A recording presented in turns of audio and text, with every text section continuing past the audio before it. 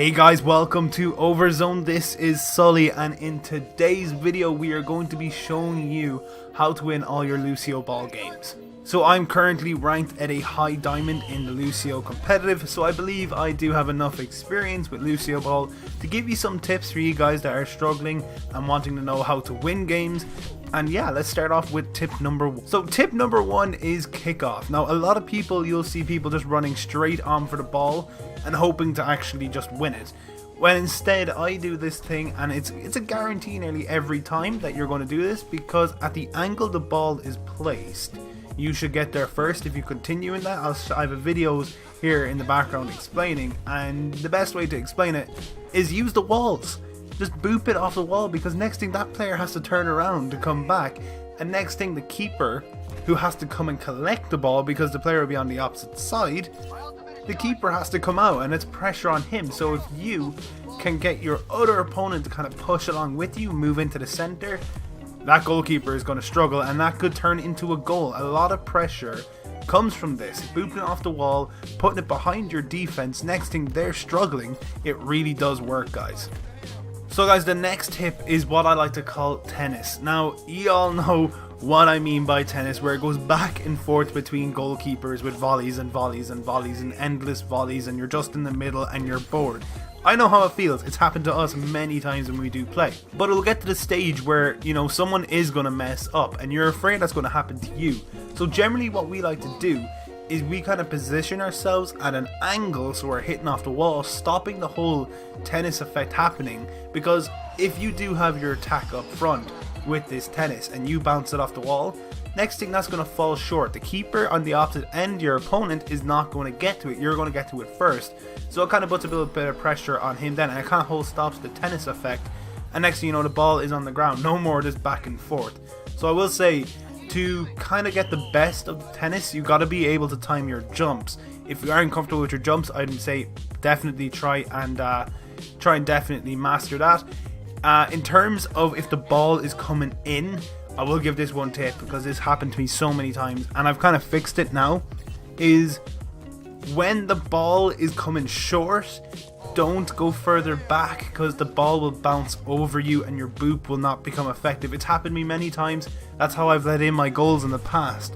So what you want to do is always meet the ball before it bounces. If it bounces over you, it's game over. Your boop is not going to be effective.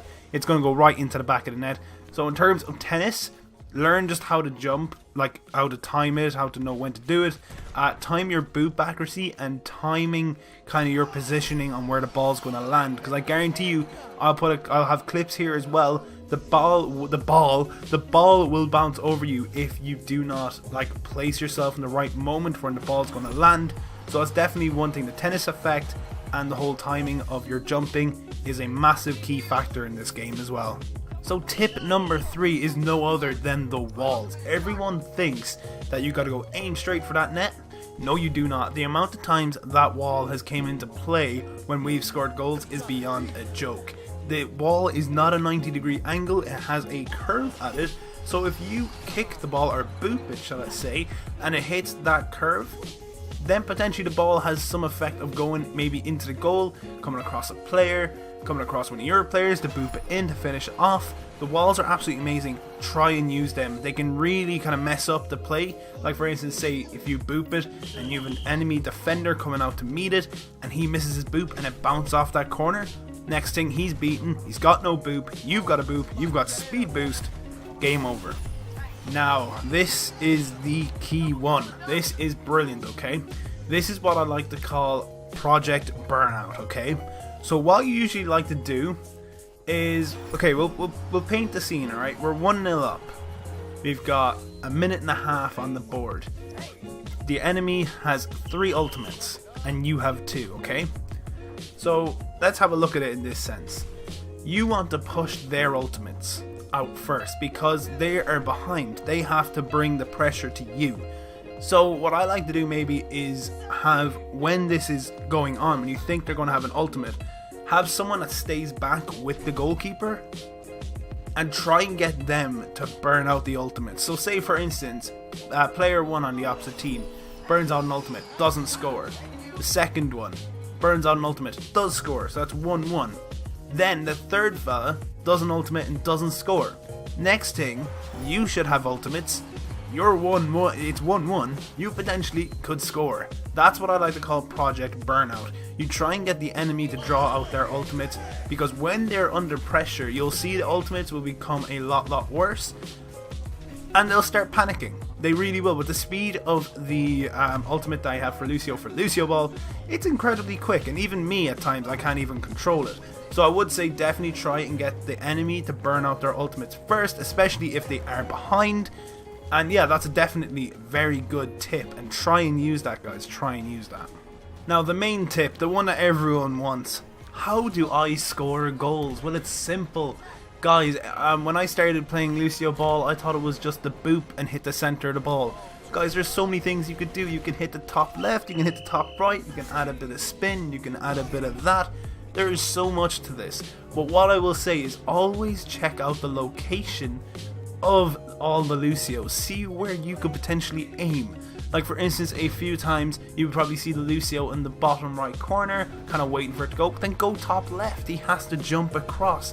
And it is very hard to jump in this game. As I said in the last point, not the last point, but a few points ago with the tennis situation, you gotta learn how to jump. And if this guy isn't comfortable jumping, this is a goal. And shooting is really simple. It matters on where you place it, where the enemy is placed, and where you kind of hit the ball in what direction. So the main tips takeaway here would definitely be try and burn out the enemy's ults, try and shoot them down when they have got their ults, even try and score actually on their ults, because that would be an absolute buzzkill on them if you could score when they activate their ult. Another one would be the whole jump situation with the tennis thing. Make sure you kind of time them well, make sure you time your positioning for when you're going to boot. And finally, shooting, just make sure you kind of place yourself, line it up nice, place it in the different areas, try and basically confuse the players. So guys, without further ado, that's it for today. Hopefully you have enjoyed it. And if you got any more tips and tricks and things you want to know about, then please let me know down below. And we shall talk to you inside for the next one. Bye bye.